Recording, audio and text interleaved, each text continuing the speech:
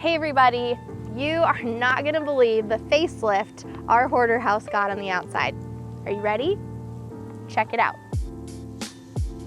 In case you don't remember what it looked like before, let me refresh your memory.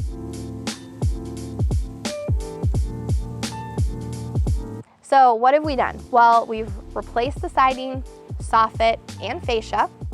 The soffit and fascia, if you don't remember, were rotting. So when those got removed, we found wasps' nests and unfortunately a dead squirrel.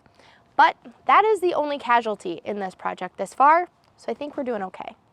But the soffit, fascia, and siding are now all maintenance free, so that's something that I won't have to worry about painting or upkeeping for many years to come. We've done a new cement step out front, new cement sidewalk.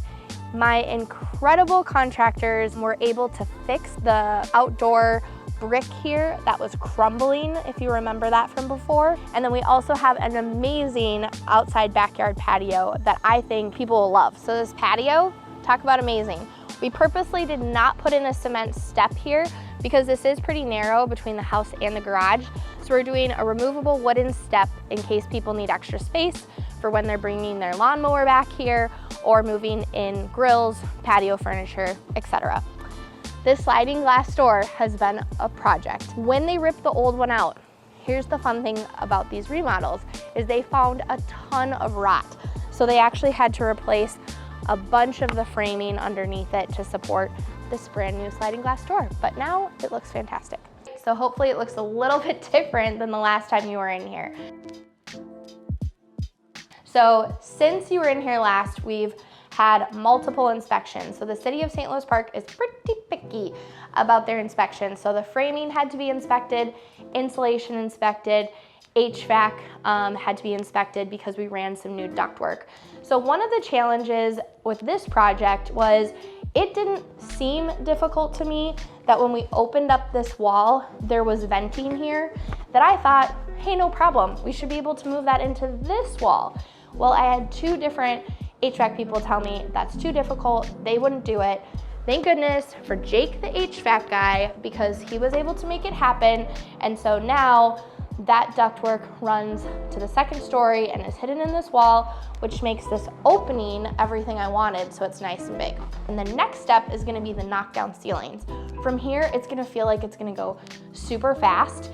It's felt like the slowest moving project ever up until like basically this point.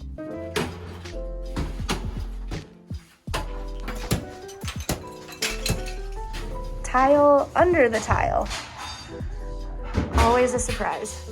The main level needed the least amount of framing and sheetrock work.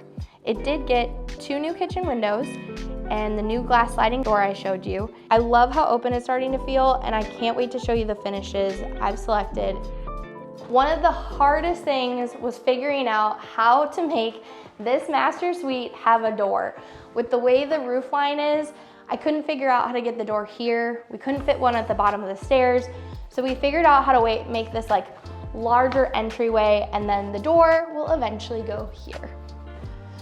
So here is the master suite. I'm super excited about how this is turning out. This is that venting that we talked about last time, so we cased that in. We did get the new windows up here, so those look great. We closed in this window so that there's more space for a bed. Here is the walk-in closet. If you can picture hanging clothes on both sides and the back, and I got the cutest chandelier to go in here. And then over here is the master suite bathroom. And I decided to expand this shower. So originally we had the framing about here, and now what we're doing is we're actually gonna do a built-in bench in the shower. And so the shower is gonna take up more of this space. And we are gonna use this space right here to do built-ins in the wall for like towels and other like cute toiletries for in the bathroom. So next up in here is still gonna be knockdown ceilings and having the hardwood floors refinished, and then will be the tile, which I'm super excited about how that will just tie everything together and make it look way more complete. I think the creepy basement is a little less creepy. Now that we have our egress window put in, thanks to the egress window guys, framing, sheetrock has been done, This looks more like a bedroom now with the closet. What I love about putting French doors in a space like this is the only big window now in the basement.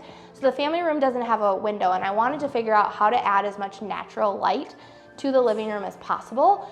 And so by having French doors, those can be left open if this room isn't in use as a bedroom at the time, which should let in more natural light to the family room down here. We added some LED lighting that'll get installed, and I am excited to get the carpet in here, walls finished, and I'm still debating on what color I'm going to paint the fireplace. So if you have an opinion, put it in the comments and let me know. And that's the update for you guys for now. Can't wait to show you next time you're back. It's gonna look a lot more like a house. See you next time.